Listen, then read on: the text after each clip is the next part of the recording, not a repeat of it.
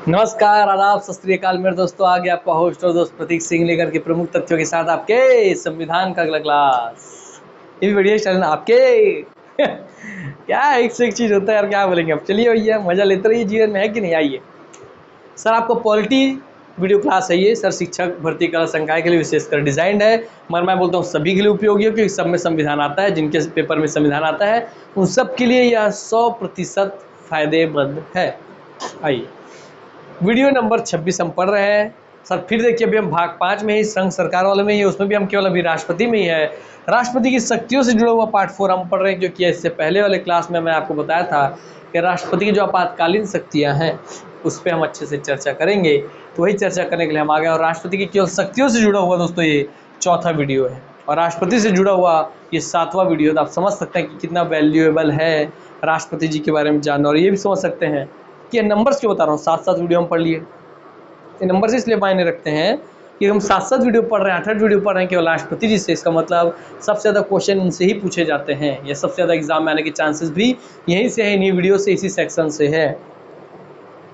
ठीक, तभी इतने व्यापक स्तर पर हम उनका अध्ययन कर रहे हैं, चर्चा कर रहे हैं। इसलिए आप अपने अच्छे इस तरीके से चर्चा करना चालू कीजिए इसके ऊपर। ठीक, आज हम थोड़ा रिवर्स टेक्नोलॉजी में क्लास को आगे बढ़ाएंगे। रिवर्स टेक्नोलॉजी क्या है, आगे बढ़ाता हूँ मैं। राष्ट्रपति की शक्ति पार्ट 4 में आपका स्वागत है मेरे दोस्त। सर, हम हमेशा पहले में पूरे भाग, उसके नाम, उसके अनुच्छेद याद करते हैं, है ना। फिर पूरे भाग, उसके नाम, उसके अनुच्छेद याद करते हैं, फिर हम लास्ट यहाँ पे पढ़े हुए हैं। तो दोस्तों अब हम लास्ट में इसको रिविजन करेंगे। शुरू में बस जो हर दिन जो एक भाग उसका अनुच्छेद है, उसका एक भाग उसका नाम अनुच्छेद देखना है, केवल एक भाग का भाग नाम अनुच्छेद हम देखेंगे। उस आगे अंत में जब हम पहुंचेंगे तब दोस्तों इसके पूरे भागों को और इसके पूरे भागों के नामों को, उसके अनुच्छेदों को रिवीजन करेंगे। अब से हम उसको पीछे बैक साइड में डालने का प्रयत्न करेंगे। ठीक, आइए, हो गया भाई। आइए, तो आज भाई केवल एक भाग याद रख लीजिए। सर, हम लोगों ने भाग 15 तक पढ़ लिया था ना। हाँ, भाग 15 निर्वाचन पढ़ लिए थे। यस सर, भाग 16 हमें पढ़ना था। हाँ, भाग 16 में हम पढ़ चुके थे, कुछ वर्गों के लिए विशेष उपबंध। हाँ सर, भाग 16 में कुछ वर्गों के लिए विशेष उपबंध 330 से 342 से भी हम लास्ट क्लास में पढ़ लिए थे। आज हम पढ़ेंगे भाग 17 में। भाग 17 में बताया लास्ट क्लास में इसको भी था, मगर हमको फिलहाल पढ़ना इसी को है। सर, केवल एक भाग, उसका नाम और उसका अनुच्छेद याद रखिए, हर दिन केवल एक एक। तो भाग 17 मतलब 17 प्रकार की भाषा बोल सकता हूँ। तो भाग 17 से 17 प्रकार की मैं भाषा बोल सकता हूँ, उसे राजभाषा। तो भाग 17 में राजभाषा है, जिसका अनुच्छेद है 343 से 351, 343 टू 351। तो आपको हर दिन केवल एक भाग, उसका नाम, उसका अनुच्छेद याद करना है। इस तरीके से 22 दिन में 22 भाग, उसके नाम अनुच्छेद आपको याद हो जाएंगे 22 वीडियोज़ में। ठीक, चलिए। और जो इससे पहले के जो अनुच्छेद है इसको हम आपके लास्ट में रिविजन कर लेंगे, भाग 1 से लेकर के भाग आपके 16 तक। ठीक, चलिए। तो भाग 17 है, 17 प्रकार की भाषा बोलता हूँ, राजभाषा। 343 से 351, बात खत्म। आइए, अब आते हैं आज मेन हमारे क्लास की ओर। राष्ट्रपति जी की शक्ति हम पढ़ रहे थे, जिसमें हमने सर राष्ट्रपति जी की कार्यपालक शक्ति पढ़ ली थी सर। उसके बाद हमने उनकी विधायी शक्ति पढ़ ली थी, फिर हमने उनकी वित्तीय शक्ति भी पढ़ ली थी, फिर हम उनकी सर न्यायिक शक्ति, राजनयिक शक्ति, आपकी सर सैन्य शक्ति, ये सब हम पढ़ चुके थे। लास्ट सर आज हमको जो पढ़ना है वो राष्ट्रपति जी की आपातकालीन शक्तियाँ, जिसका आपने एक झलक लास्ट क्लास में देखा था। मगर आज हम इसके ऊपर अच्छे से स्टडी करेंगे, अपनी समझ विकसित करेंगे। इसको हम व्यवहारिक जीवन में कैसे हमें समझना है, हम उसके ऊपर अपना ज्ञान विकसित करेंगे। आइए, तो चलते भैया राष्ट्रपति की आपातकालीन शक्तियों की ओर आपका स्वागत है आज की क्लास में। राष्ट्रपति की शक्तियां। ठीक, आइए, पावर्स ऑफ प्रेसिडेंट।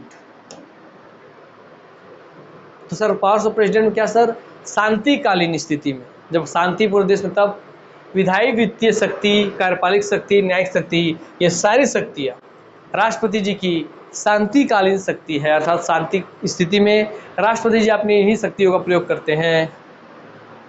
ठीक, हाँ सर। जब शांतिकालीन देश में सब शांति का माहौल है, देश में अच्छे चल रहा है, तब राष्ट्रपति जी अपने विधायी शक्ति, अपनी वित्तीय शक्ति, कार्यपालिक शक्ति, न्यायिक शक्ति, इन सारे शक्तियों का प्रयोग करते हैं। क्लियर हो गई बातें। संकट काल जब उपस्थित हो जाए तब क्या करते हैं राष्ट्रपति जी? भाई जब संकटकालीन स्थिति आ जाए और बाकी जो शक्ति थी सबका शांतिकालीन समय में प्रयोग करते हैं राष्ट्रपति जी। और जब संकटकालीन स्थिति आ जाए देश में तब इन संकट किसको बोलेंगे, उस काल में क्या शक्ति होगी, सब हम जानेंगे। शांति से देखिए। अच्छा, जब संकटकालीन स्थिति हो देश में तब अनुच्छेद 352, 356, 360, 352 4, 356, 352 4, 356, 356 4, 360 अर्थात 352 प्लस 4 356 प्लस 360। राष्ट्रीय आपातकाल, राष्ट्रपति शासन या संवैधानिक आपातकाल और वित्तीय आपातकाल। तो संकटकालीन स्थिति यही तीन है दोस्तों। इसके अनुसार देश पर बाह्य आक्रमण, देश में होने वाले सशस्त्र विद्रोह, राज्यों की संवैधानिक व्यवस्था विफल होने पर या वित्तीय संकट आने पर राष्ट्रपति आपातकाल लागू करते हैं। ये जितने आगे से जितने विषय लिखे हैं ये उन तीनों में बटे हुए हैं। कौन कौन स्थिति में भाई संकटकालीन स्थिति आप किसको किसको बोलेंगे? सर आप देश में संकटकालीन स्थिति बोलेंगे अगर देश में कोई बाहर से कोई अन्य देश आक्रमण कर दिया है। सर देश के अंदर ही लोग सशस्त्र विद्रोह कर रहे हैं, लोग हथियार उठा लिए सशस्त्र विद्रोह कर रहे हैं, जैसे कि नेक्स्ट स्लाइड वाला आप देखते हैं, जनता हथियार उठा ले रही है। राज्यों में संवैधानिक व्यवस्था विफल हो गई है, उससे आप बोलेंगे भाई संकटकालीन स्थिति। या वित्तीय संकट उठ गया है देश में, लोगों के पास खाने पीने के लिए पैसा कौड़ी नहीं है, लूटपाट बढ़ने लग गया, वित्तीय संकट आ गया, देश में पैसा ही नहीं है, नौकरी से निकल रहे हैं, लोगों को बेरोजगार हो रहे हैं, आर्थिक मंदी आ गई है। हाँ सर, वित्तीय संकट, इन सभी के आने पर राष्ट्रपति आपातकाल लागू कर सकते हैं। तो संकटकालीन स्थिति किसको इसको बोलेंगे? बाह्य आक्रमण को बोलेंगे, देश के अंदर सशस्त्र विद्रोह को बोलेंगे कि लोगों ने हथियार उठा लिए हैं, विद्रोह कर रहे हैं, हाँ मगर नाराबाजी कर रहे हैं, हड़ताल कर रहे हैं, भूख हड़ताल कर रहे हैं, वो आपका सशस्त्र विद्रोह नहीं है। केवल जब हथियार उठा ले वो सरकार की संपत्ति को नुकसान पहुंचाने के लिए और लोगों को नुकसान पहुंचाने के लिए, उसे कहेंगे सशस्त्र विद्रोह। राज्यों में संवैधानिक व्यवस्था विफल हो गई हो या दोस्तों वित्तीय संकट आ गई हो, केवल इसे ही आप बोलेंगे। बाह्य आक्रमण, सशस्त्र विद्रोह, राज्यों के संवैधानिक व्यवस्था का विफल और वित्तीय संकट, इन्हें बोलेंगे आप संकटकालीन स्थिति।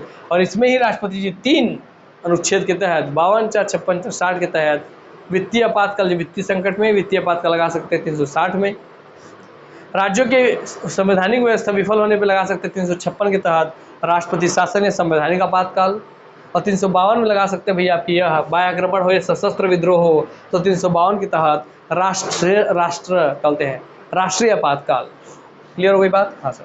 तो 52 में राष्ट्रीय आपातकाल, यहाँ राष्ट्रपति शासन या आपका 356 में राष्ट्रपति शासन या संवैधानिक आपातकाल, यहाँ तो सबका वित्तीय आपातकाल।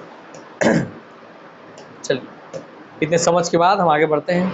मंत्रिमंडल की सलाह पर ही राष्ट्रपति आपातकाल की घोषणा कर सकते हैं। इसका मतलब ये नहीं कि राष्ट्रपति जी अपने मन से आपातकाल ऐसी घोषणा कर दी और आपातकाल लगा दिए, नहीं। केवल मंत्रिमंडल की सलाह पर ही राष्ट्रपति आपातकाल की घोषणा कर सकते हैं। और ये अलग से क्यों डाला गया, इसकी की कहानी आपको मैं आगे सुनाऊंगा कि अलग से ये बात क्यों लिखा गया है कि मंत्रिमंडल की सलाह पर ही राष्ट्रपति आपातकाल की घोषणा करेंगे। ये बात भी आपको मैं आगे जाके बताऊंगा। संकटकालीन शक्ति या संकटकालीन शक्ति आपातकाल, तो आपातकाल के समय में कौन कौन सी शक्ति है राष्ट्रपति जी के पास, या आपातकाल के समय में कौन कौन सी शक्ति है राष्ट्रपति जी के पास, उसको देखते हैं। सर अनुच्छेद 352 में है राष्ट्रीय आपातकालीन शक्ति, राष्ट्रीय आपातकाल की शक्ति। ठीक, क्या 352 में है राष्ट्रीय आपातकालीन शक्ति, है ना भाई? राष्ट्रीय आपातकालीन शक्ति है। तो राष्ट्रीय आपातकाल लगाना अनुच्छेद 352 के तहत ही राष्ट्रपति जी राष्ट्रीय आपातकाल में पूरे राष्ट्र पे आपातकाल लगा सकते हैं या राष्ट्र के किसी विशेष हिस्से पर भी लगा सकते हैं। देश में नेशनल इमरजेंसी का ऐलान विकट परिस्थितियों में किया जाता है, इसे आप नेशनल इमरजेंसी बोलते हैं। केवल विकट परिस्थितियों में इसका ऐलान किया जा सकता है। इसका ऐलान युद्ध अगर चल रहा है तब, कोई बाहरी आक्रमण, आपको कोई अन्य देश आप पे बाहरी आक्रमण कर दिया तब, राष्ट्रीय सुरक्षा के आधार पर किया जा सकता है। अर्थात इसका भाई राष्ट्रीय आपातकाल कब कब लगा सकते हैं? सर राष्ट्रीय आपातकाल युद्ध की स्थिति में लगा सकते हैं।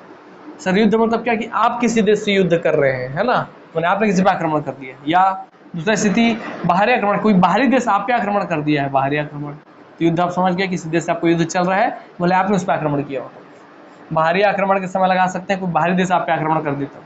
और राष्ट्रीय सुरक्षा इस आधार पर राष्ट्रीय सुरक्षा, युद्ध, बाह्य आक्रमण और राष्ट्रीय सुरक्षा के आधार पर आप राष्ट्रीय आपातकाल लगा सकते हैं। नेशनल इमरजेंसी को कैबिनेट की सिफारिश पर राष्ट्रपति द्वारा लागू किया जाता है। तो भाई किसकी सिफारिश चाहिए सर? राष्ट्रीय आपातकाल लगाने के लिए आपको कैबिनेट की सिफारिश की जरूरत होती है, तभी राष्ट्रपति द्वारा लागू कर सकते हैं वो। ये केवल लागू करेंगे मगर इनके सलाह पर, इनकी सिफारिश पर, जब आपकी कैबिनेट बोले तब। आइए अनुच्छेद 356, 352 आप देख लीजिए, 356 आप देख लीजिए, है ना भाई। और राष्ट्रीय आपातकाल दोस्तों पहले सिर्फ आपके पूरे देश में लगाया जा सकता था, मगर उसके बाद आपका 42वां संविधान संशोधन 1976 हुआ, है ना। अपना नोट्स भी इसलिए ओपन रखता हूँ मैं ताकि कोई फैक्ट ना छूटे। 42वां संविधान संशोधन 1976 हुआ, जिसके बाद इसमें संपूर्ण राष्ट्र के साथ साथ राष्ट्रीय आपातकाल देश के किसी निश्चित क्षेत्र पे भी लगाया जा सकता है अगर हमें लगे कि राष्ट्रीय सुरक्षा को खतरा हो रहा है तो। इसलिए पहले क्या लिखा था? संपूर्ण राष्ट्र पे लगेगा राष्ट्रीय आपातकाल, मगर बाद में 42वां संविधान संशोधन 1976 पे संपूर्ण राष्ट्र नहीं, क्या सर, केवल किसी विशेष क्षेत्र पे भी राष्ट्रीय आपातकाल लगा सकते हैं, ऐसा बात बोला गया। और अब आप गौर कीजिए एक बात, सर राष्ट्रीय आपातकाल आप कब जानते हैं? सर इंदिरा गांधी जी ने आपातकाल लगा दिया था 75 में, ठीक है सर, 75 में आपातकाल लगवा दिए, और सर 76 में 42वां संविधान संशोधन 1976 करके उन्होंने बहुत सारा चीज़ संविधान में बदल दिया, याद है आपको? यस दोस्तों, और इसलिए देखिए कि पहले पूरे राष्ट्र में ही राष्ट्रीय आपातकाल लगेगा, मगर क्यों 42वां संविधान संशोधन करा के उसमें वो ऐड करवाई कि नहीं किसी विशेष क्षेत्र में भी यह आपातकाल लगना चाहिए, ये लग सकता है क्योंकि दोस्तों उनको जहां उनके खिलाफ विद्रोह हो रहा है केवल उस क्षेत्र में भी वो राष्ट्रीय आपातकाल लगा के सभी सिस्टम को तहस नहस कर सकते हैं, इसलिए तो अपने हिसाब से इसको डाला गया कि किसी विशेष क्षेत्र में भी जरूरत हो तो उसको राष्ट्रीय आपातकाल को लगा सकते हैं। मैं तो पहले केवल संपूर्ण राष्ट्र पे लगता था। आइए आते हैं हम दूसरा सर 352 के बाद आ जाते हैं हम 356 अनुच्छेद 356 राष्ट्रपति शासन। इसको दोस्तों आपका राष्ट्रपति शासन भी बोलते हैं, इसे दोस्तों संवैधानिक आपातकाल भी बोलते हैं, याद रखिएगा दोनों शब्द। क्या इसे राष्ट्रीय आपात बोलते हैं? 52 को, 56 को बोलते हैं राष्ट्रपति शासन या संवैधानिक आपातकाल। ठीक, तो राष्ट्रीय शासन को ही संवैधानिक आपातकाल बोलते हैं क्योंकि संवैधानिक विफलता होने पर ही, किसी राज्य में संवैधानिक विफलता होने पर ही इसको लगाया जा सकता है, इसलिए। आइए देखते हैं, राज्य में राजनीतिक संकट को देखते हुए, किसको? राजनीतिक संकट को देखते हुए संबंधित राज्य में, जिस राज्य में संकट चल रहा है, कौन सा राजनीतिक संकट चल रहा है, तो राष्ट्रपति आपात स्थिति को ऐलान कर सकते हैं जब किसी राज्य की राजनीतिक और संवैधानिक व्यवस्था फेल हो जाती है। कब लगाएंगे? जब किसी भी राज्य की राजनीतिक और संवैधानिक व्यवस्था फेल हो जाती है, तभी राष्ट्रपति चाहेंगे तो वहाँ अपना राष्ट्रपति शासन लगा देंगे या संवैधानिक आपातकाल लगा देंगे। तो संवैधानिक व्यवस्था फेल हो गई इसलिए संवैधानिक आपातकाल, और राष्ट्रपति लगाते हैं इसलिए राष्ट्रपति शासन। या राज्य केंद्र की कार्यपालिका के किन्हीं निर्देशों का अनुपालन करने में असमर्थ हो जाता है, या केंद्र बोल रही कि आपको किसी विदेशी देश से ऐसे रिश्ते नहीं बनाने हैं और राज्य फिर भी बना रहा है, तो क्या बोल रहा है ये चीज़ कि राज्य अगर केंद्र की कार्यपालिका के किन्हीं निर्देशों का अनुपालन करने में असमर्थ है या उनका बात नहीं मान रहे हैं तो भी वहाँ राष्ट्रपति शासन लगाया जा सकता है। तो इस स्थिति में ही राष्ट्रपति शासन लागू होता है या राष्ट्रपति शासन लागू होता है। क्लियर हो गई बात है? Yes sir. यहाँ राजनीतिक संकट का मतलब क्या है? सर वहाँ कोई चुनाव हो ही नहीं पा रहा, किसी राजनेता का कोई चुनाव ही नहीं हो पा रहा है। एक मिनट देखो आपको क्लियर दिख रहा है कि नहीं? किसी नेता का कोई चुनाव ही नहीं हो पा रहा है।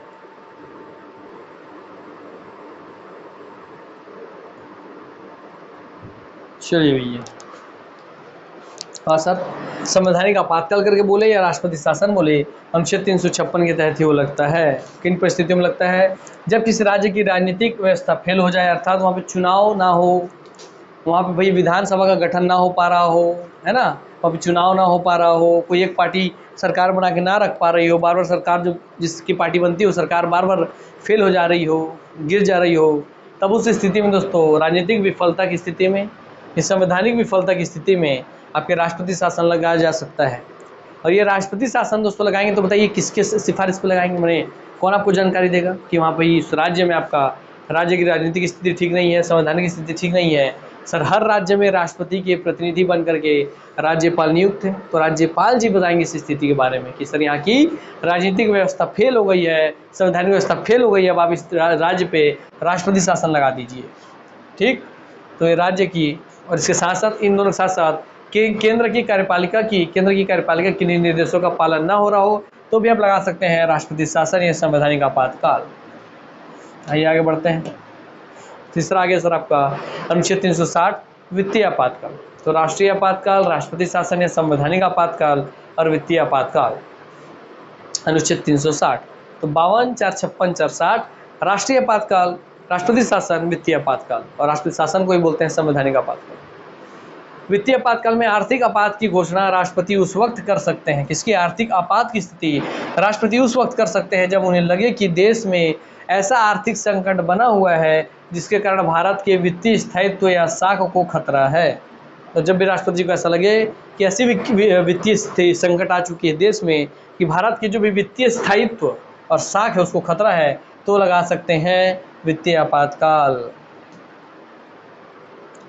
59वां संविधान संशोधन 1988 द्वारा युद्ध, बाह्य आक्रमण, सशस्त्र विद्रोह व भारत की अखंडता ये भी जोड़ा गया। ठीक है ना, याद देखा पढ़े ना भाई, यहाँ ऊपर पढ़े ना, युद्ध, बाहरी आक्रमण राष्ट्रीय सुरक्षा के आधार पर किया जा सकता है, तो इसमें सशस्त्र विद्रोह हुआ, भारत की अखंडता आप देख रहे हैं सर 59वां संविधान संशोधन 1988 द्वारा जोड़ा गया। 63वां संविधान संशोधन 1989 द्वारा अखंडता शब्द को हटा दिया गया। तो 59 द्वारा जोड़ा गया अखंडता को, और किसके द्वारा हटा दिया, 63 के द्वारा हटा दिया। 59, 4, 63, 59 द्वारा जोड़ा गया और 63 द्वारा हटा दिया गया। ठीक, याद रखेंगे। क्लियर हो गई बातें, स्पष्ट हो गई सर आपको कि जिसमें अखंडता शब्द आपको दिख रहा है उसको दोस्तों 1989 में 63वां संविधान संशोधन 1989 द्वारा हटा दिया गया। तो याद रहेगा बहुत अच्छे से, इधर 88 बाद 89 साल तो वही है, यहाँ 59 की जगह नंबर 4, 63 तेज बात ध्यान रखना, 59, 4, 63, 88 से 89। इसमें युद्ध की वजह से लगेगा, आक्रमण के बाह्य आक्रमण की वजह से लगेगा, सशस्त्र विद्रोह की वजह से लगेगा, भारत की अखंडता की वजह से जो लगेगा, तो इसमें भारत की अखंडता को हटा दिया गया इस वाले संविधान संशोधन में। इसलिए आप यहाँ देखें कि अब यहीं तक पढ़े हैं, युद्ध, बाहरी आक्रमण राष्ट्रीय सुरक्षा के आधार पर। भारत में बाहरी आक्रमण अथवा सशस्त्र विद्रोह के कारण भारत के राष्ट्रपति द्वारा राष्ट्रीय आपात की घोषणा किसके अंतर्गत की गई है। तो भारत में अगर बाहरी आक्रमण आपके ऊपर हो गया हो या सशस्त्र विद्रोह आपके खुद के देश में सशस्त्र विद्रोह चल रहा हो, तो उसके कारण भारत के राष्ट्रपति द्वारा राष्ट्रीय आपातकाल की घोषणा किसके अंतर्गत की गई है। 352 में, 356 में, 360 में, 368 में, 336 में। सर राष्ट्रीय आपातकाल 352, सर आपका संवैधानिक आपातकाल या राष्ट्रपति शासन 356 और वित्तीय आपातकाल सर आपका 360। तो यहाँ आंसर हो गया 352 स्पष्ट तौर पे। आइए आगे बढ़ते हैं। संविधान के किस अनुच्छेद के तहत राज्यों में संवैधानिक तंत्र के विफल होने पर, क्या संविधान के किस अनुच्छेद के तहत राज्यों में संवैधानिक तंत्र के विफल होने पर राष्ट्रपति शासन लगता है। तो अनुच्छेद है सर आपका राष्ट्रपति शासन या दोस्तों संवैधानिक आपातकाल, ये लगता है सर आपके 56 में, 352, 4, 56 में। तो अनुच्छेद 356 के तहत लगेगा, बी आंसर हो गया। आते हैं नेक्स्ट क्वेश्चन पे। संविधान के किस अनुच्छेद के आधार पर वित्तीय आपात की घोषणा राष्ट्रपति करता है। तो संविधान के किस अनुच्छेद के आधार पर वित्तीय आपातकाल की स्थिति की घोषणा राष्ट्रपति करते हैं। तो अनुच्छेद 360 के तहत करते हैं। तो अनुच्छेद 360 तीनों से जुड़ा हुआ क्वेश्चन आपको करवा दिया, अनुच्छेद भी बन गया, बात खत्म हो गया। अनुच्छेद 360 डायरेक्ट लीजिए भैया हिंट के तौर पे छोटे में 352, 4, 356, 4, 360। सर यहाँ आपका राष्ट्रीय आपातकाल,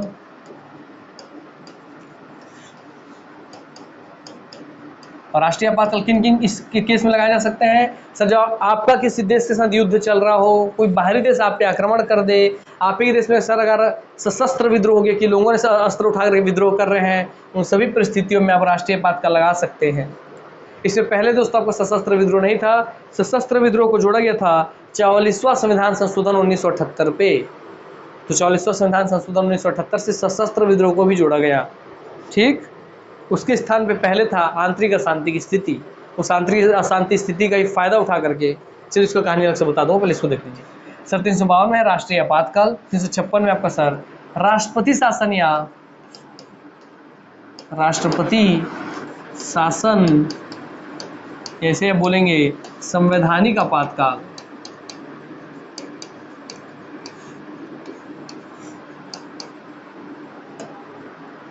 भाई इसे संवैधानिक आपातकाल क्यों बोलते हैं बताइए? क्योंकि भाई संविधान में ही तो लिखा हुआ है ना कि कोई राज्य होगा, उस राज्य में भाई चुनाव होगा, राज्य में उसका चुने जाएगी, विधानसभा होगा, विधान सब चीज़ के बारे में सब संविधान में तो लिखा है ना। और वहाँ अगर राजनीतिक पार्टी नहीं बन पा रही है, वहाँ विधानसभा का निर्माण नहीं हो पा रहा है और विधायक नहीं चुने जा रहे हैं, तो भाई वो संवैधानिक स्थितियों का तो वो हो रहा है ना नुकसान, इसलिए संवैधानिक आपातकाल भी कहलाता है। और उसको सुधारने के लिए राष्ट्रपति शासन लगा देंगे आप। ठीक है, लास्ट और तीसरे स्थिति में सर आपका वित्तीय आपातकाल। तो तीनों में कन्फ्यूजन होता है, इसलिए याद रखिएगा पैसा लास्ट में है, वित्त पैसा लास्ट में सर वित्तीय आपातकाल। तो सबसे लास्ट में पैसा आता है, पहले जान माल का बात आता है। जान माल है ना, कोई बाहर देश आप पे आक्रमण करते हैं तो सबसे पहले आपके जान पे खतरा बनाएगा, इसलिए सबसे पहले राष्ट्रीय आपातकाल आ जाएगा, है ना। उसके बाद भाई कोई राज्य आएगा, पहले राष्ट्र आएगा, फिर राज्य का बात आएगा, तब तो फिर पैसे का बात आएगा। ऐसा याद करके आप याद रखेंगे। 352 में राष्ट्रीय आपातकाल, 356 में राष्ट्रपति शासन है संवैधानिक आपातकाल, 360 में वित्तीय आपातकाल। आइए आगे बढ़ते हैं। प्रक्रिया आप क्या है इसके बीच में, पूरी प्रक्रिया को अच्छे से देख लीजिए ताकि आपको समझ विकसित हो सके इन सब के ऊपर। चलिए, उद्घोषणा होने के 1 माह के भीतर लोकसभा और राज्यसभा से विशेष बहुमत से पारित होना चाहिए। सुनना ये बात? यस। ये उद्घोषणा आपने कर दिया कि राष्ट्रीय आपातकाल लगा रहे हैं राष्ट्रपति जी, तो उस घोषणा के बाद 1 माह के भीतर उस घोषणा को, राष्ट्रीय आपातकाल लग गया, इस घोषणा को लोकसभा और राज्यसभा से विशेष बहुमत आपको याद ही होगा, 2/3 बहुमत दोनों सदन का प्लस आधे से अधिक राज्यों का सहमति बोलते हैं, विशेष कठोर हो जाएगा ना, हाँ, से पारित होना चाहिए। तथा 6 माह करके यह अनिश्चित काल तक लग सकता है। ये अपने आप में जो एक लाइन दिया दोस्तों, इसी में आपका कूट का बहुत सारा क्वेश्चन बनता है कि राष्ट्रीय आपातकाल लगाने की प्रक्रिया क्या है। तो मान लीजिए कि आज मैंने घोषणा कर दी कि भाई राष्ट्रीय आपातकाल लागू हो गया, तो राष्ट्रपति हूँ मैंने घोषणा कर दी, ठीक है, मंत्रिमंडल के सलाह से कर दी, वो भी ठीक है। मगर मंत्रिमंडल अपने आप में, मंत्रिपरिषद अपने आप में, या कैबिनेट अपने आप में, भाई पूरा लोकसभा पूरा राज्यसभा तो नहीं है ना, कैबिनेट में कोई निश्चित लोग ही है। भाई कैबिनेट की सलाह पे राष्ट्रपति ने राष्ट्रीय आपातकाल लगा दिया, मगर क्या पूरा लोकसभा, पूरा राज्यसभा, पूरा संसद ने परमिशन दिया? नहीं। तो भैया इसलिए परमिशन चाहिए ना, इसलिए राष्ट्रीय आपातकाल अगर आप लगाते हैं तो उसके 1 माह के भीतर, तो पहला क्वेश्चन यही भी घूमता है, कितने दिन के अंदर? 1 माह के भीतर 1 माह के भीतर लोकसभा और राज्यसभा से, कहाँ से? दोनों जगहों से, मैंने संसद से, लोकसभा राज्यसभा से, विशेष किस बहुमत से? साधारण बहुमत है ना, विशेष बहुमत, कठोर बहुमत, विशेष बहुमत से, अर्थात 2/3 बहुमत से पारित होना चाहिए। कौन? वो घोषणा जो किया था राष्ट्रीय आपातकाल लगाने की घोषणा, पारित होना चाहिए 1 माह के भीतर लोकसभा राज्यसभा से विशेष बहुमत से पारित होना चाहिए। ये अपने आप में 3 कूट बन गए। और उसके बाद वो राष्ट्रीय आपातकाल अगर आपको बढ़ाना है कि स्थिति अभी देश में अच्छी नहीं है, और लंबे समय चलेगा आपातकाल, और लंबे समय चलेगा आपातकाल, क्यों? क्योंकि उसमें जो कारण लिखा है राष्ट्रीय आपातकाल में, क्या है वो लिखा है सर? युद्ध। सर वो लिखा है सर आपका बाह्य आक्रमण।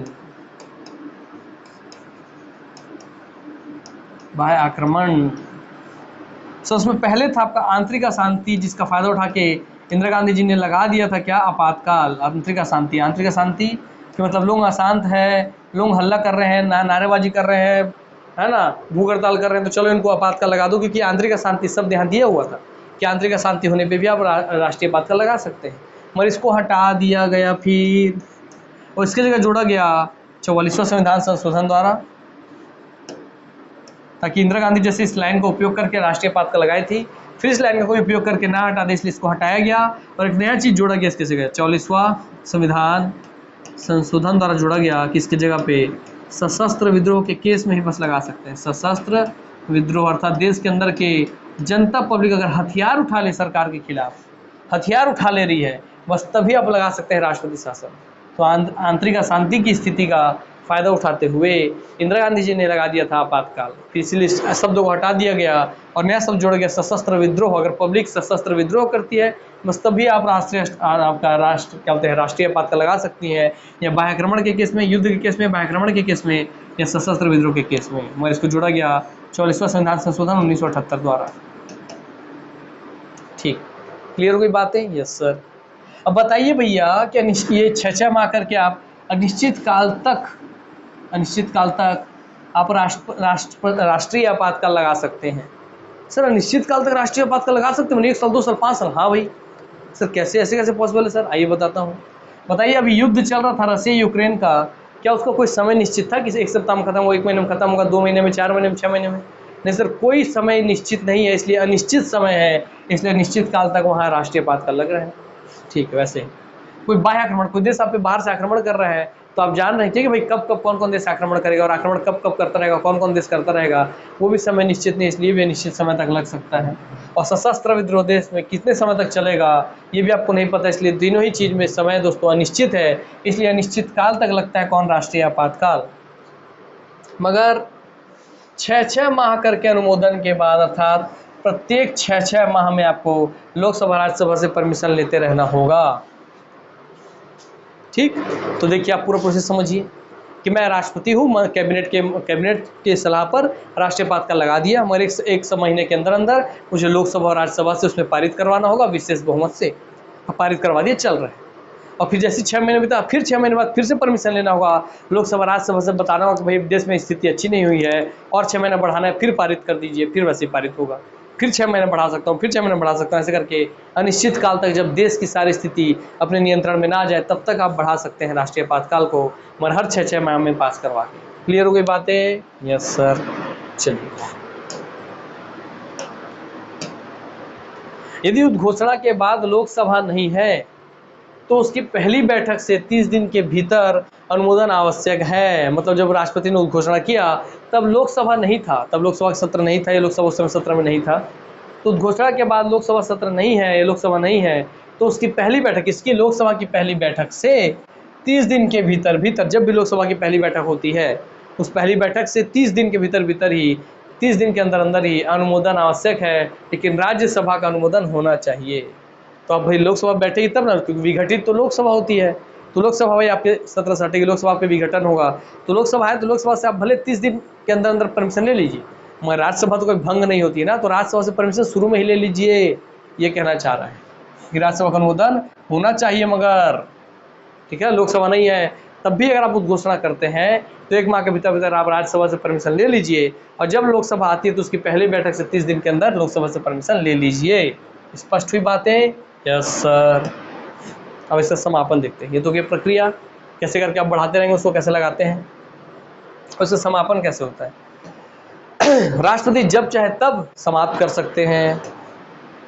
44वें संविधान संशोधन 1978 से जोड़ी गई लोकसभा के 10% सदस्य हस्ताक्षर करके प्रस्ताव लाते हैं। तो इसको समापन कैसे करना है कि लोकसभा के 10% सदस्य, जैसे 545 है तो 545 का 10%, 545 का 10%, 44.5, इसका मतलब लगभग 55 सदस्य भी, तो लगभग 55 सदस्य भी, अगर 10% मतलब 55 सदस्य भी हस्ताक्षर करके प्रस्ताव लाते हैं कि भाई राष्ट्रीय आपातकाल हटा दीजिए, तब 14 दिन के भीतर अध्यक्ष, लोकसभा अध्यक्ष बैठक बुलाते हैं उस चीज़ पे, उस प्रस्ताव के लिए, और बैठक में समाधान बहुत से पारित हो जाते हैं। अगर सब बैठक में जो समाधान है वो बहुमत से, बहुत नहीं बहुमत से पारित हो जाता है तो यह समाप्त हो जाएगा।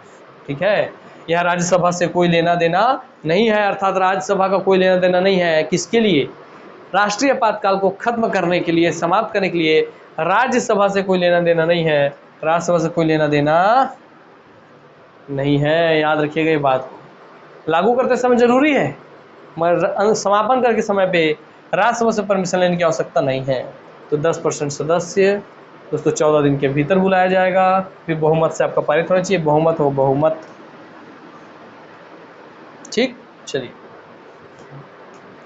जब राष्ट्रपति को लगे कि देश की स्थिति ठीक हो गई है तब वो भैया 10% सदस्य अगर लोकसभा में हस्ताक्षर करके दे दें, फिर 14 दिन पे लोकसभा अध्यक्ष उस पर मीटिंग बुलाए और वहाँ बहुमत से पारित हो जाए कि हाँ बहुमत हटा लेना चाहिए। बहुमत का मतलब 50% प्लस 1 वोट से पास हो जाए, 50% प्लस 1 वोट से, तो दोस्तों आपका वो हट जाएगा और राज्यसभा से यहाँ कुछ लेना देना नहीं है, परमिशन लेने की आवश्यकता नहीं है राष्ट्रीय आपातकाल हटाने के लिए या आपातकाल हटाने के लिए। चलिए 352 का प्रभाव जन साधारण पर प्रभाव। अब जब आपका राष्ट्रीय आपातकाल लग जाएगा तो जन साधारण अर्थात जनता पे क्या क्या प्रभाव पड़ेगा इसका, इस बात की जानकारी आप ले लीजिए, है ना, क्योंकि बहुत जरूरी है भाई। देश में राष्ट्रीय आपातकाल लग गया, सोचिए अभी से कोरोना से कर्फ्यू लगा था तो लोगों का इतना हालत खराब हो गया था, खाने के लिए अनाज नहीं था, राशन नहीं था, काम करने के लिए भाई ऑफिस नहीं आ पा रहे थे, नौकरी नहीं था, ये नहीं था, वो नहीं था, बहुत सारी चीज़ें, कंपनी उद्योग धंधे बंद हो गए, बहुत सारी चीज़ें जो डूब गई। तो राष्ट्रीय आपातकाल में तो बहुत सारी समस्या आएंगी सर। बस तो उसी में देखना है कि उसका 352 जब लगता है राष्ट्रीय आपातकाल जब लगता है तब 352 का राष्ट्रीय आपातकाल के समय जन साधारण पर क्या प्रभाव पड़ता है। अनुच्छेद 358 क्या 52 4 56 4 60 पढ़ लिए, उसी के बीच में अनुच्छेद है 358। तो अनुच्छेद 358 युद्ध तथा बाह्य आक्रमण के आधार पर आर्टिकल 19 अगर युद्ध हो रहा है ना, आपका किसी देश से युद्ध चल रहा है, किसी बाहरी देश ने आपके ऊपर आक्रमण कर दिया है, तो युद्ध तथा बाह्य आक्रमण के आधार पर अनुच्छेद 19 स्वतः ही निलंबित हो जाता है तथा यह पूरे राज्य क्षेत्र पर लागू हो सकता है एवं अधिकारों के उल्लंघन पर न्यायपालिका जाया जा सकता है। कहने का मतलब ये कुछ मिस्टेक लग रहा है मुझे, इनके बातों पे गड़बड़ है ना। फिलहाल आप इतना समझ लीजिए, तो अनुच्छेद 358 में बोला क्या है कि अगर युद्ध है, बाह्य आक्रमण की स्थिति आ रही है तो राष्ट्रपति राष्ट्रीय आपातकाल लगा दिए हैं, तो किसके तहत, युद्ध और बाह्य आक्रमण की स्थिति में 358 के तहत वह ऑटोमेटिक ही जब राष्ट्रीय आपातकाल लगाएंगे, भैया 52 के तहत राष्ट्रीय आपातकाल लगा दिए, तो 358 के तहत जो हमारे आर्टिकल 19 अनुच्छेद 19 में जो हमको स्वतंत्रता प्राप्त है, व्यक्तिगत स्वतंत्रता, बोलने की, संगठन बनाने की, घूमने की, भ्रमण करने की, है ना, क्या बोलते हैं आपका निवास करने की, व्यापार करने की, यस, वो सारी जो व्यक्तिगत स्वतंत्रता है अनुच्छेद 21 स्वतः ही निलंबित हो जाती है। जैसे आपका अनुच्छेद 352 के थ्रू राष्ट्रीय आपातकाल लगता है, वैसे अनुच्छेद 19 स्वतः ही निलंबित हो जाती है और ये बात बोला गया स्वतः निलंबित हो जाएगी अनुच्छेद 358 में। क्लियर हो गई भाई। चलिए अनुच्छेद 359 युद्ध या बाह्य आक्रमण तथा आंतरिक सशस्त्र विद्रोह के आधार पर होता है। यहाँ राष्ट्रपति द्वारा निर्धारित मौलिक अधिकारों को उपचार निलंबन होता है या पूरे राज्य क्षेत्र पर या किसी एक क्षेत्र पर लगाया जा सकता है। देखिए शुरू में ये जो लिखा ना, पूरे राज्य क्षेत्र पर लागू हो सकता है ना, और ये पूरे राज्य क्षेत्र पर चाहे किसी एक क्षेत्र पर लागू हो सकता है, ऐसा नहीं था।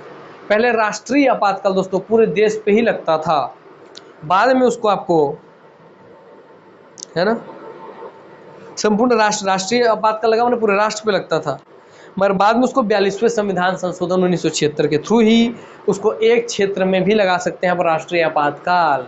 अर्थात अगर राष्ट्रपति चाहे तो पूरे भारत में ही नहीं, जिस पर्टिकुलर किसी क्षेत्र, मान लीजिए केरल तमिलनाडु वाले हिस्से में आपका पूरा चल रहा है, सशस्त्र विद्रोह हो रहा है, आक्रमण हो गया है या कुछ भी, दोस्तों आप केवल उस क्षेत्र पे भी राष्ट्रपति चाहे तो राष्ट्रीय आपातकाल लगा सकते हैं। उसके चक्कर में कि वहाँ युद्ध हो रहा है, तो वहाँ सशस्त्र विद्रोह हो रहा है, पूरे देश में राष्ट्रीय आपातकाल लगाएं, ये भी कर सकते हैं, है ना। और अगर चाहे तो सिर्फ उस क्षेत्र में, पर्टिकुलर उसी क्षेत्र में भी लगा सकते हैं। ये दोनों चीज़ें हो गई। तो पहले तो संपूर्ण राष्ट्र में लगेगा राष्ट्रीय आपातकाल, बाद में 42वां संविधान 1976 जोड़ा गया, 42वां संविधान संशोधन 1976 के द्वारा उसमें किसी एक निश्चित क्षेत्र पर भी लगाया जा सकता है राष्ट्रीय आपातकाल, ये बात बोला गया। इसलिए आपका आगे यहाँ पे कौन सा, पूरे राज्य में या किसी एक क्षेत्र पर भी लगाया जा सकता है। 42वां संविधान संशोधन 1976 द्वारा ये लाइन जोड़ा गया था एक क्षेत्र पर, ये 42वां संविधान संशोधन 1976 द्वारा लाइन जोड़ा गया था,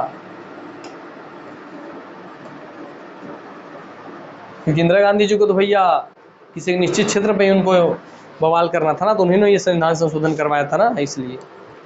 ठीक, आइए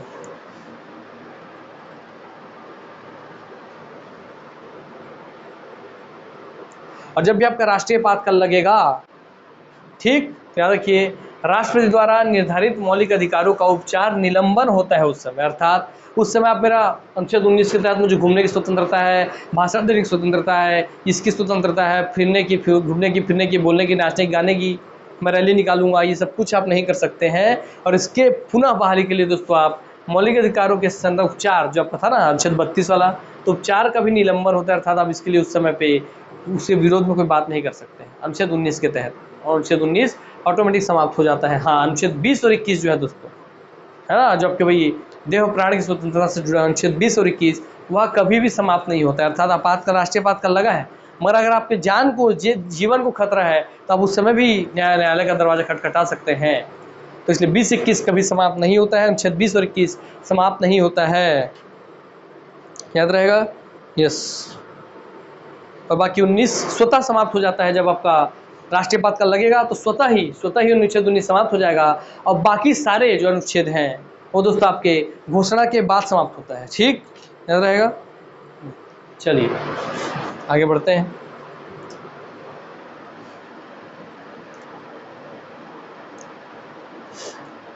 तो सशस्त्र विद्रोह जोड़ा गया था, दोनों शब्दों में ध्यान देंगे। सशस्त्र विद्रोह जोड़ा गया है आपका 44वें संविधान संशोधन 1978 द्वारा, और एक क्षेत्र जोड़ा गया है, एक क्षेत्र पर लगाया जा सकता है राष्ट्रीय आपातकाल, ये जो है 42वें संविधान संशोधन 1942वां वो 44वां, 76 वो 78, याद रहेगा। चलिए आइए, 44वें संविधान संशोधन से जोड़ा गया कि अनुच्छेद 20 और अनुच्छेद 21 का निलंबन किसी भी स्थिति में नहीं होगा। देखिए यहाँ क्या बोला था कि यहाँ पे निलंबन हो जाएगा, आपके सारे मौलिक अधिकारों का निलंबन हो जाएगा केवल और केवल 44वां संविधान संशोधन। देखिए जब आपका इंदिरा गांधी ने आपातकाल लगा दिया 75 में और 76 में 42वां संविधान संशोधन 1976 करके क्या बोले कि सभी अधिकारों का निलंबन हो जाएगा। फिर उसका 77 में आई जनता पार्टी की सरकार आ गई, तो उन्होंने फिर भाई संविधान संशोधन किया, 44वां संविधान संशोधन 1978 किया, और उन्होंने क्या बोला कि नहीं, आपातकाल आप भले लगाइए मगर आप किसी भी हाल में अनुच्छेद 20 अनुच्छेद 21 का निलंबन नहीं कर सकते। आप भले बाकी मौलिक अधिकारों का निलंबन कर सकते हैं उस समय, अनुच्छेद 20 और 21 का निलंबन कभी नहीं कर सकते, भले ही राष्ट्रीय आपातकाल लगा हो चाहे कुछ भी। इसलिए 44वें संविधान संशोधन 1978 में जोड़ा गया कि अनुच्छेद 20 और 21 का निलंबन किसी भी स्थिति में नहीं होगा, चाहे कुछ भी स्थिति हो, इसका निलंबन नहीं होगा।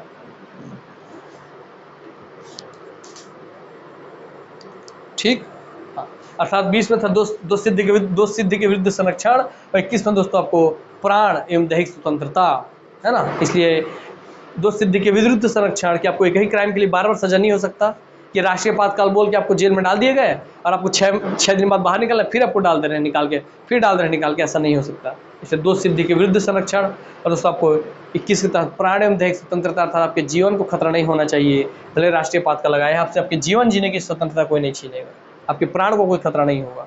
इसलिए 44वें संविधान संशोधन 1978 द्वारा जनता पार्टी सरकार ने संशोधन करके उस गलत चीज़ को हटा दिया। ठीक, तब आर्टिकल 19 स्वतः समाप्त हो जाता है, राष्ट्रीय आपातकाल लगने वाला है तो 19 स्वतः समाप्त हो जाएगा, उसके लिए कोई अलग से बात नहीं बोलना पड़ेगा, है ना भैया। उस समय आप घूमने फिरने थोड़ी जाओगे, जब युद्ध चल रहा है, जब बाह्य आक्रमण चल रहा है, सशस्त्र विद्रोह हो रहा है, हाँ, तो उस समय भैया बाहर नहीं जाओगे। Yes sir.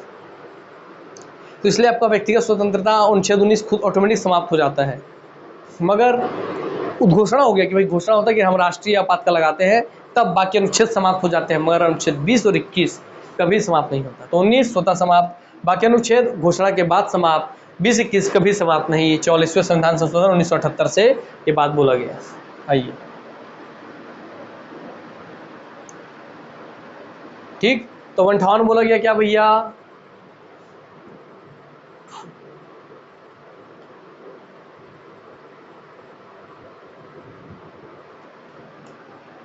तो बोला गया 58 में, अब की पॉइंट्स बता रहा हूँ सर। 358 में बोला गया है, अनुच्छेद 358 359 है सर। अनुच्छेद 358 बोला कि युद्ध और बाह्य आक्रमण के आधार पर, मतलब राष्ट्रीय आपातकाल लगने की स्थिति पर, आप यह पूरे राज्य क्षेत्र पर लागू हो सकता है, यह पूरे राज्य क्षेत्र पर लागू हो सकता है राष्ट्रीय आपातकाल, ठीक है, पूरे राज्य क्षेत्र पर लागू हो सकता है, एवं अधिकारों के उल्लंघन पर न्यायपालिका जाया जा सकता है, और आपके अधिकारों का अगर उल्लंघन हो रहा है तो आप न्यायपालिका जा सकते हैं, न्यायपालिका जाया जा सकता है। ठीक, चलिए, तो आपका 58 क्या हो गया, तो पूरे राज्य क्षेत्र पर लागू हो जाएगा राष्ट्रपति शासन राष्ट्रीय आपातकाल, और आपके अधिकारों के उल्लंघन पे आप न्यायपालिका जा सकते हैं।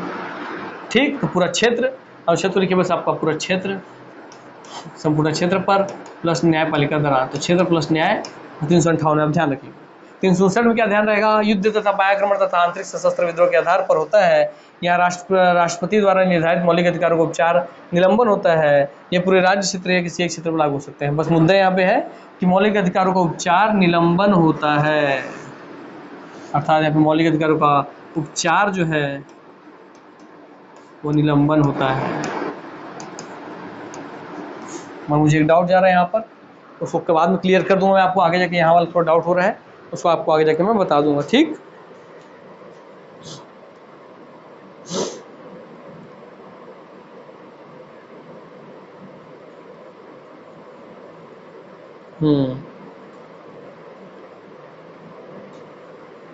चलिए चीज हो गया भैया क्लियर, आगे बढ़ते हैं।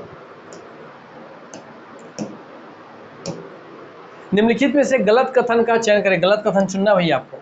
आपातकाल की घोषणा होते ही अनुच्छेद 358 स्वचालित रूप से अनुच्छेद 19 को निलंबित कर देता है। आप पढ़े थे कि नहीं 358 में अनुच्छेद 19 स्वतः ही समाप्त हो जाएगी। यस। और अनुच्छेद 359 में क्या बोला है? स्वचालित रूप से, मतलब खुद से स्व से समाप्त हो जाती है। सही बात है कि नहीं? आप आगे देखेंगे। गलत का चयन करना है। अनुच्छेद 359 में मौलिक अधिकार स्वतः निलंबित नहीं हो सकते हैं। नहीं भाई, मौलिक अधिकारों का निलंबन हो जाता है, ये बात आपको 359 में बोला गया था, ये नहीं हो सकता बोल रहा है, ठीक है। अनुच्छेद 359 केवल बाहरी आपातकाल के मामले में संचालित होता है। नहीं सर, युद्ध, आक्रमण, सशस्त्र विद्रोह तीनों के केस में लागू होता है, ठीक। केवल बाहरी आपातकाल के मामले में संचालित होता है। अनुच्छेद 358 का प्रावधान पूरे देश में है। अनुच्छेद 358 पूरे देश में है, पूरे राज्य क्षेत्र में लागू हो रहा था, सही बात है। तो भैया गलत कथन का चयन कीजिए। सर गलत कथन है आपका सी। अनुच्छेद 359 केवल बाहरी आपातकाल के मामले में संचालित होता है, बात गलत है, क्योंकि सर इसमें आप बाह्य आपातकाल, इसमें आप पढ़े सर युद्ध, बाह्य आक्रमण और सशस्त्र विद्रोह तीनों ही केस में मौलिक अधिकार या अनुच्छेद 359 का आप संचालन कर सकते हैं, ठीक। और ये वाला थोड़ा डाउट महसूस हो रहा है क्वेश्चन पे, चलिए उसको बाद सुधार देंगे, आगे चलते हैं। फिलहाल आइए, केंद्र और राज्य संबंध पर क्या प्रभाव पड़ता है? जनता पे तो आप प्रभाव देख लिए, क्या जनता पे क्या प्रभाव है सर? सर जनता पे प्रभाव है कि जैसे राष्ट्रीय आपातकाल लगेगा, हमारी अनुच्छेद आर्टिकल 19 के तहत हमको जितनी व्यक्तिगत स्वतंत्रता मिली हुई है सब समाप्त हो जाएगी। सर बाकी चीज़ उद्घोषणा हो जाएगी तो समाप्त हो जाएगी, है ना। और अनुच्छेद 358 में बात बोला गया है, इस क्वेश्चन से सीख लीजिए कि अनुच्छेद 358 में बात बोला गया है, देखिए कि आपातकाल की घोषणा होते ही अनुच्छेद 358 स्वचालित रूप से अनुच्छेद 19 को निलंबित कर देता है। तो अनुच्छेद 358 में यह बात बोला गया है कि 319 अनुच्छेद 19 स्वतः वो हो जाएगी, समाप्त हो जाएगी, स्वतः उस समय निलंबित हो जाएगी, और बाकी चीज़ें उद्घोषणा हो जाएगी जब राष्ट्रीय आपातकाल की, तब वह अनुच्छेद आपकी निलंबित हो जाएगी, और बाकी 20 और 21 कभी निलंबित नहीं होती है, ठीक है। और अनुच्छेद 359 में मौलिक अधिकार स्वतः निलंबित नहीं हो सकते हैं, ये बात भी ध्यान रखेंगे, यही बात सही है, मौलिक अधिकार स्वतः निलंबित नहीं हो सकते।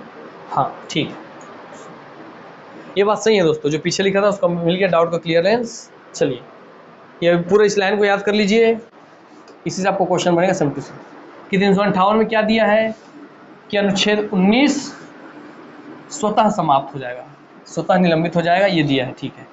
358 में 359 में क्या दिया? अनुच्छेद 359 में दिया है कि मौलिक अधिकार स्वतः निलंबित नहीं हो सकते हैं।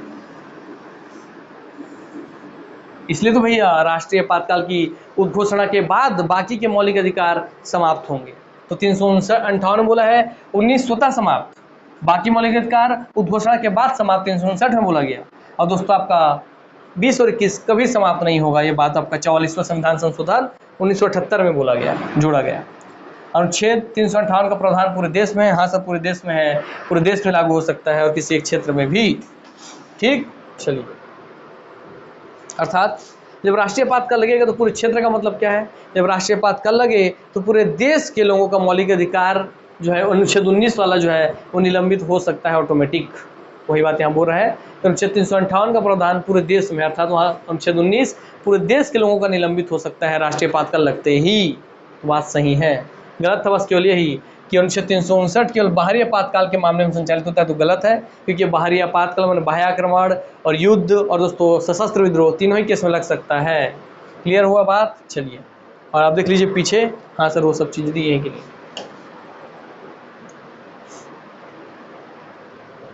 ठीक। देखिए हाँ सर, अनुच्छेद 359 युद्ध भी है, बाह्य आक्रमण भी है और आंतरिक सशस्त्र विद्रोह तीनों ही केस में लगाया जा सकता है। हाँ सर, क्लियर हो गया? ठीक, चलिए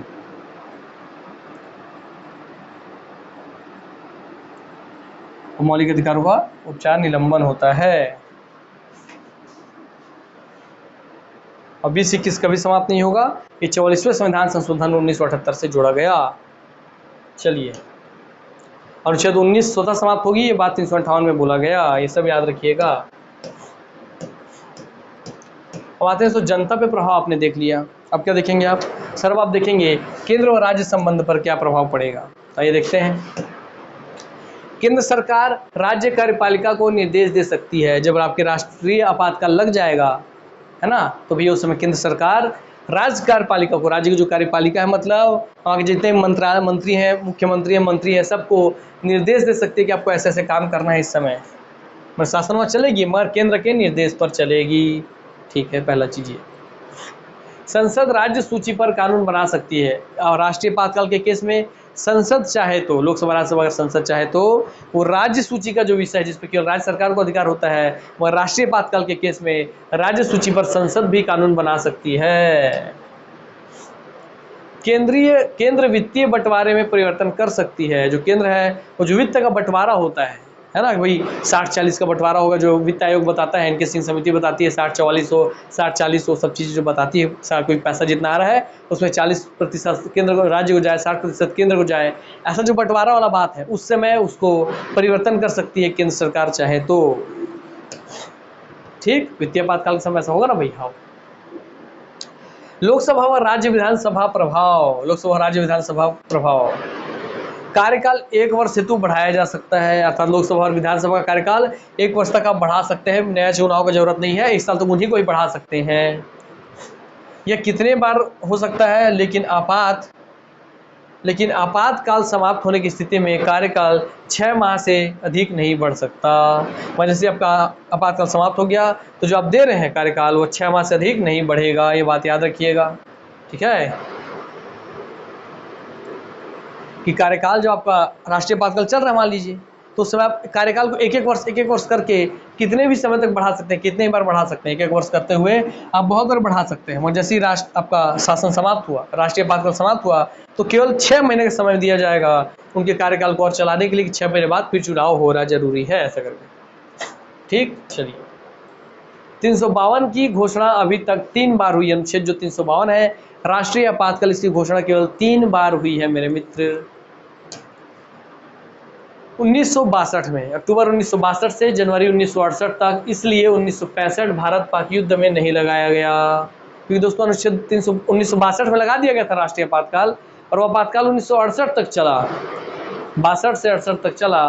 तो 62 में भाई को भारत चाइना युद्ध हुआ, इसी बीच 65 में आपका भारत पाकिस्तान युद्ध हुआ, 65 इसके बीच में ही आ गया, पहले से राष्ट्रीय आपातकाल लगा हुआ था, इसलिए बीच में अलग से इस समय नहीं लगाना पड़ा। ठीक है, तो इसमें नहीं लगाना पड़ा, तो 1962 से 1968। ठीक, 62-68 के बाद दोस्तों 1971, दिसंबर 1971 से 1977 तक पाकिस्तानी आक्रमण हुआ।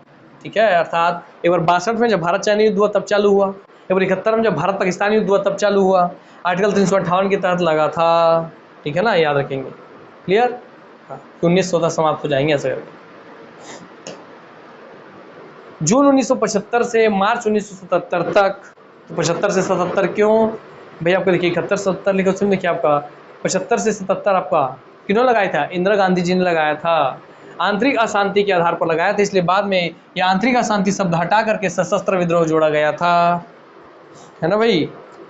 44वां संविधान संशोधन से आंतरिक अशांति शब्द हटा करके सशस्त्र विद्रोह जोड़ा, क्योंकि इंदिरा गांधी जी ने इसी आंतरिक अशांति कि भाई हमारे राष्ट्र में आंतरिक रूप से अशांति फैली हुई है, लोग नारेबाजी कर रहे हैं, भूख हड़ताल कर रहे हैं, लोग सड़क पर उतर करके नारेबाजी कर रहे हैं, तो मैं इसको आपातकाल लगा देती हूँ।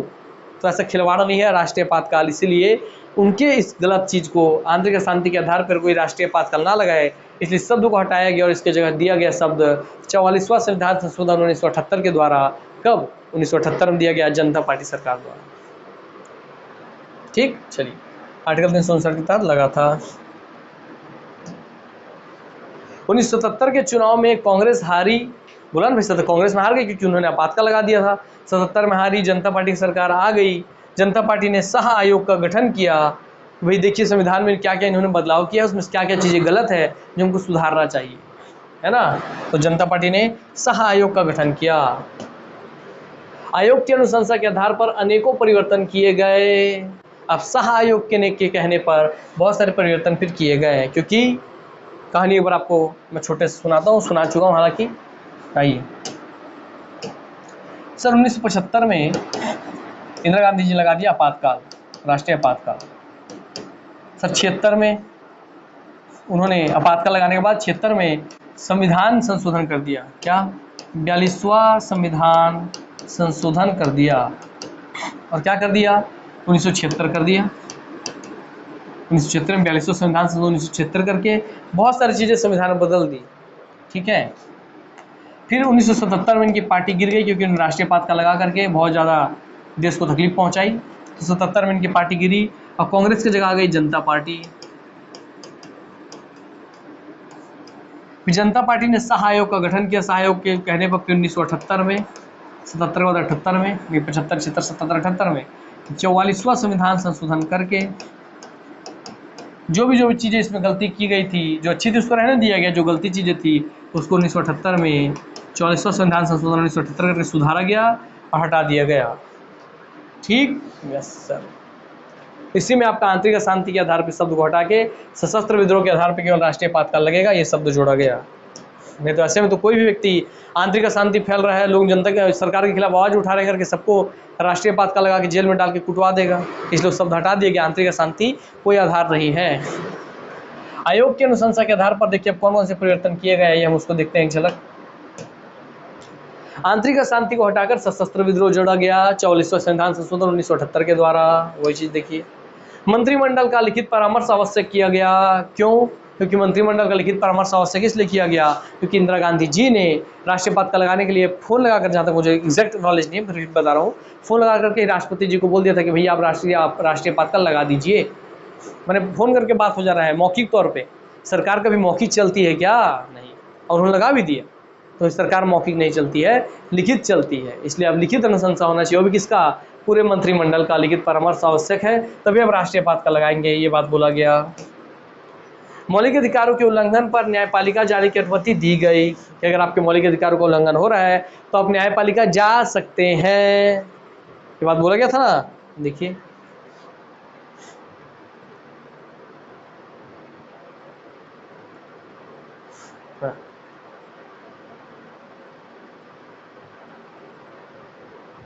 कि अधिकारों के उल्लंघन पर न्यायपालिका जाया जा सकता है। भाई किसने बोला कि सर ये बात बोला गया है? उसी के तहत 44वां संविधान संशोधन 1978 से जुड़ा कि अगर आपके मौलिक अधिकार को उल्लंघन हो रहा है तो आप न्यायपालिका जाएंगे। ठीक है।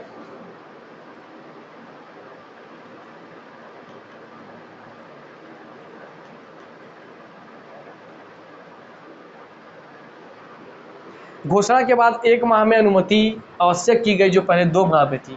अर्थात जैसे आप घोषणा करते हैं तो आपको 1 माह के भीतर लोकसभा राज्यसभा से परमिशन लेना होगा। दोस्तों पहले ये 2 माह की थी कि 2 माह तक आप 2 माह के अंदर आप परमिशन लीजिए आराम से। मतलब अब राष्ट्रीय आपातकाल लगा दिए तो 2 माह तक संसद से पूछेंगे नहीं यार क्या करना है, तो उसको घटा के 1 माह किया गया। क्योंकि भैया उस 1 माह में अगर 2 माह का समय रहता तो सोचिए, राष्ट्रपति प्रधानमंत्री के कहने पर लगा देते आपातकाल, मंत्रिमंडल के कहने पे, और 2 माह का समय पे राष्ट्रपति कितने सारा, प्रधानमंत्री कितना सारा चीज़ बदल देते देश में। इसलिए दोस्तों उस समय को कम किया गया कि भैया सिर्फ आप ही नहीं हैं, आप भले सरकार बनाए हुए हैं मगर आप ही नहीं है, पूरा संसद और लोगों से मिलकर बना हुआ है, इसलिए आपको सबसे परमिशन लेना होगा, वो भी केवल 1 माह के भीतर। ठीक, तो 2 माह को हटा के 1 माह किया गया संसद से अनुमति लेने को। ये भी 44वां संविधान संशोधन का हिस्सा। सहमति साधारण बहुमत के स्थान पर विशेष बहुमत किया गया कि जो भी सहमति होगी कि आपातकाल लगाना है वो साधारण बहुमत पे नहीं होगी, उसके लिए विशेष बहुमत की आवश्यकता होगी, अर्थात 2/3 बहुमत चाहिए। ठीक है ना। साधारण बहुमत मतलब टोटल वोट का 50%, 50% अगर आपको वोट मिल जाए प्लस एक भी वोट मिल जाए, ये सिंगल एक वोट है, ये 50% टोटल वोट का। मगर विशेष यह होता है साधारण बहुमत का मतलब। मगर विशेष बहुमत का मतलब दोस्तों आपको कि 2/3 बहुमत आपको चाहिए। देखिए 50% प्लस 1 मतलब लगभग 50% ही है, मगर 2/3 करने से मतलब ये 66.66% है। इसका मतलब कि इतना वोट आप आसानी से जुटा सकते हैं, मगर क्या 66% वोट आप आसानी से जुटाएंगे? नहीं, ये ज़्यादा वोट है ना। यस, तो ज़्यादा लोगों की सहमति होगी तभी आप आपातकाल लगा सकते हैं, इसलिए बोला है कि सहमति साधारण बहुमत के स्थान पर अब विशेष बहुमत से होगी, ये बात बोला गया। तो राष्ट्रीय आपातकाल के लिए विशेष बहुमत चाहिए, ये आपको दिख गया ना मेरे भाई? Yes sir. तो पूछता है कि राष्ट्रीय आपातकाल किस बहुमत पे लगता है, साधारण बहुमत, विशेष बहुमत, कठोर बहुमत? तो बोलेंगे विशेष बहुमत के आधार पर लगाया जा सकता है। सहायोग की सिफारिश थी। आइए, 6 माह बाद अनुमोदित करना आवश्यक किया गया। जो बोला हर 6 माह में आप राष्ट्रीय आपातकाल कितने भी लंबे समय के लिए लगाइए, मगर हर 6 माह में आपको बार बार संसद से अनुमोदन लेना होगा, परमिशन लेना होगा। ठीक। विशेष तथ्य, मंत्रिमंडल शब्द का प्रयोग पहली 44वें संविधान संशोधन में ही किया गया था तथा अनुच्छेद 352 के तहत। तो पूरा जो मंत्रिमंडल शब्द है ना दोस्तों, ये पहले संविधान में था ही नहीं, जो लिखा ना कि मंत्रिमंडल का लिखित परामर्श आवश्यक किया गया। तो मंत्रिमंडल शब्द ही खुद पहली बार ही संविधान में इंट्रोड्यूस किया गया। तो मंत्रिमंडल शब्द का प्रयोग पहली बार 44वें संविधान संशोधन 1978 में ही किया गया था, अनुच्छेद 352 के तहत। अनुच्छेद 352 के तहत कि आपको मंत्रिमंडल से परमिशन लेना होगा, और परमिशन भी कैसा होगा? लिखित परमिशन होगा। तो अगर आपको राष्ट्रपति को राष्ट्रीय आपातकाल लगाना है तो मंत्रिमंडल के लिखित परामर्श पे लगा सकता है। ये मंत्रिमंडल शब्द दोस्तों अनुच्छेद 44वें संविधान संशोधन 1978 के द्वारा ही जोड़ा गया था। ठीक, चलिए। तो सारी सिफारिश थी दोस्तों शाह आयोग की, जो जनता पार्टी सरकार ने बनाई थी। इसी के तहत भी बाद में 44वां संविधान संशोधन 1978 किया गया था, ताकि इंदिरा गांधी जी के जो गलतियां थी 42वें संविधान संशोधन 1976 में, उन गलतियों को हटाया जा सके। ठीक, आगे बढ़ते हैं। युद्ध अथवा भारत पर आक्रमण होने की स्थिति में निम्नलिखित में से कौन अंतिम रूप से आक्रमणकारी के विरुद्ध युद्ध की घोषणा कर सकता है? संसद, मंत्रिमंडल, प्रधानमंत्री, राष्ट्रपति? आंसर स्पष्ट है, राष्ट्रपति ही कर सकते हैं या आक्रमण। चलिए दोस्तों, तो यहाँ से उम्मीद करता हूँ कि आपको बहुत कुछ शाह आयोग के बारे में जानने मिला होगा। और सिफारिश 44वें संविधान संशोधन क्या क्या चीज़ नहीं आई, मंत्रिमंडल शब्द कब दिया गया है ना, उन शब्द से लिखित परामर्श क्यों जरूरी है, वैसा क्यों किया गया, क्योंकि फ़ोन करके बोल दिया गया था। वो सारी चीज़ें आपको पूरी कहानी के माध्यम से समझ में आया होगा। तो आपको आज बहुत ही अच्छे से राष्ट्रपति की आपातकालीन शक्तियों का भी नॉलेज हो गया। 352 में राष्ट्रपति शासन लगाते हैं, 56 में लगाते हैं राष्ट्रपति शासन, 52 में लगाते हैं राष्ट्रीय आपातकाल, 56 में लगाते हैं राष्ट्रपति शासन या संवैधानिक आपातकाल, 60 में लगाते हैं वित्तीय आपातकाल। क्लियर हो गई बातें? यस। इसको आपको एक माह के अंदर आपको 6 माह में अनुमोदन कराना होगा। 1 माह के भीतर आपको वहाँ से घोषणा के 1 माह के भीतर आपको परमिशन लेना होगा संसद से। समाप्त करने के लिए दोस्तों आपको राज्यसभा की परमिशन की आवश्यकता नहीं है। हो गया ये बात? ठीक है। और समापन वाले में एक बार और एक चीज़ देख लेंगे, भाई राष्ट्रीय आपातकाल अगर समाप्त करना हो तब का बात ना भाई, ये कि भैया 10% सदस्य हस्ताक्षर करेंगे तभी, और उसका 14 दिन के भीतर भीतर अध्यक्ष बैठक बुलाते हैं, तभी साधारण बहुमत से आपका पारित हो जाता है, तो बंद कर दिया जाएगा। और यहाँ राज्यसभा से कोई लेना देना नहीं है। राष्ट्रीय आपातकाल खत्म करने के लिए लोकसभा से ही बस काम हो जाएगा यहाँ पे।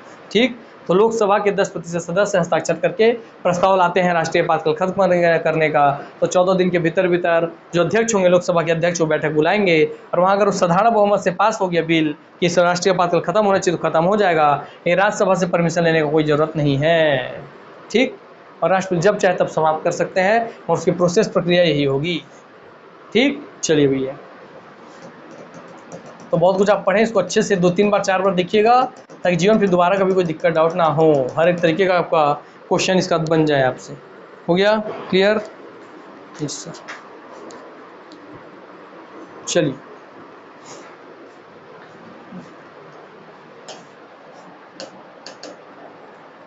ध्यान रख लीजिएगा इन चीज़ों का। तो आपने राष्ट्रीय आपातकाल है ना सर, आपने 352 पढ़ लिया, 356 पढ़ लिया, 360 पढ़ लिया।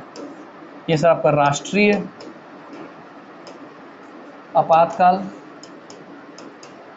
ये सर आपका राष्ट्रपति शासन, राष्ट्रपति शासन। सर ये आपका 360 क्या? वित्तीय आपातकाल, वित्तीय आपातकाल। दोस्तों राष्ट्रपति शासन को आपको संवैधानिक आपातकाल भी बोल देता है कि संवैधानिक तंत्र विफल हो गया है, चुनाव वगैरह कराना, निर्वाचन कराना, चुनाव कराना पॉसिबल नहीं हो पा रहा है, इसलिए संवैधानिक आपातकाल बोलते हैं। क्लियर हो गई और बात। चलिए 2 संविधान संशोधन याद रखें सर, एक 42वां संविधान संशोधन 1976, सर एक आपका 44वां संविधान संशोधन 1978। ठीक है, 75 के बाद 75 में आपका राष्ट्रीय आपातकाल लगा दी थी इंदिरा गांधी जी ने। ठीक है, उसमें देखिए और चीज सबका 42वां संविधान संशोधन में जो संपूर्ण राष्ट्र था कि राष्ट्रीय आपातकाल केवल संपूर्ण राष्ट्र लगेगा, उस संपूर्ण राष्ट्र के साथ साथ इस संपूर्ण राष्ट्र में भी राष्ट्रीय आपातकाल लग सकता है। राष्ट्रीय आपातकाल संपूर्ण राष्ट्र में तो लग सकता है, मगर इसके साथ साथ या एक निश्चित क्षेत्र पर ना, हाँ भाई, एक क्षेत्र में भी, केवल एक क्षेत्र में भी लगाया जा सकता है, केवल एक क्षेत्र में भी लगाया जा सकता है। ये बात जोड़ा गया, केवल एक क्षेत्र में भी राष्ट्रीय आपातकाल लगाया जा सकता है, ये बात जोड़ा गया। और 44वें संविधान संशोधन में बात बोला गया कि आंतरिक अशांति हटा दिया गया कि आंतरिक अशांति के आधार पे, आंतरिक अशांति मतलब लोग अगर भाई हड़ताल कर रहे हैं, भूख हड़ताल कर रहे हैं, नारेबाजी कर रहे हैं, उसके आधार पे आप राष्ट्रीय आपातकाल नहीं लगा सकते हैं, है ना। तो आंतरिक अशांति शब्द को हटा दिया गया।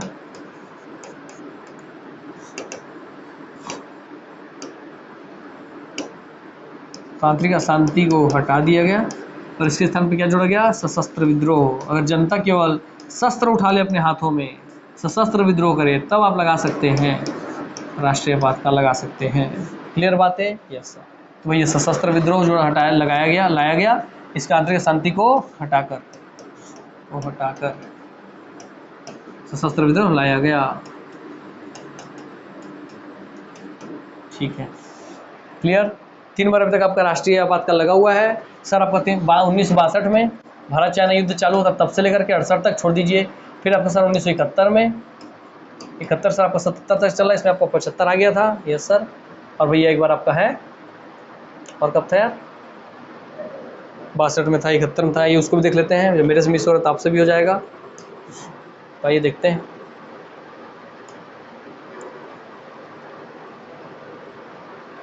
है ना,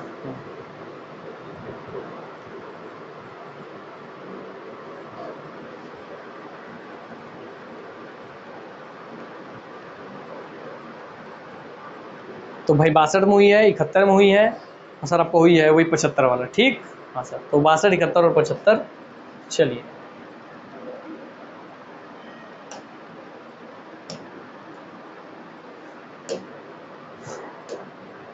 62, 71 और 75 याद रख लेंगे। ठीक, इस समय आपको भाई भारत चाइना युद्ध चालू हुआ था, उसी बीच में भारत पाक युद्ध भी हो गया था 65 में ही। तो 62 से 68 तक था। 71, 77 बोला था मगर पहले ही खत्म हो गया था, फिर 75 से फिर आपका लगाया गया था। ठीक, 75 से 77 तक किया है। चलिए 77 में फिर जनता पार्टी की सरकार आती है, वो हटा आकर के फिर 44वें संविधान संशोधन करके सहायोग की सिफारिश पर बहुत सारी चीज़ों को सुधारती है। आंतरिक अशांति को हटा करके सशस्त्र विद्रोह के शब्द लेके आती है, ऐसी बहुत सारी चीज़ें। और इसी सहायोग के शब्द में पहली बार आपके मंत्रिमंडल शब्द का प्रयोग किया गया कि मंत्रिमंडल का लिखित परामर्श जरूरी है राष्ट्रीय आपातकाल लगाने के लिए। चलिए तो यहाँ पे आज क्या होता है दोस्तों, क्लास समाप्त। तो उम्मीद करता हूँ आपको बहुत कुछ सीखने मिला होगा, जाने होंगे आज बहुत कुछ आप नया चीज़। जैसे सहायोग की सिफारिश से आप पहली बार ही जाने होंगे, नहीं तो आप इस तरीके से नहीं पढ़ते हैं, है ना। तो चलिए ये अपनी वाणी को मैं विराम लेता हूँ, आप सबसे अलविदा लेता हूँ दोस्तों। मिलते हैं नेक्स्ट क्लास में, तब तक के लिए आप हमेशा हंसते रहें, खेलते रहें, खिलखिलाते रहें, निरोग रहें, स्वस्थ रहें, तंदुरुस्त रहें, यही मेरी दुआ है। तो मिलते हैं नेक्स्ट क्लास में, तब तक के लिए नमस्कार, जय हिंद, जय भारत, जय छत्तीसगढ़, वंदे मातरम। धन्यवाद। और हाँ, इसको अच्छे से पढ़ना है, समझना है, महसूस करना है एक चीज़ों को। ठीक, चलिए, और शेयर और भी कर सकते हैं।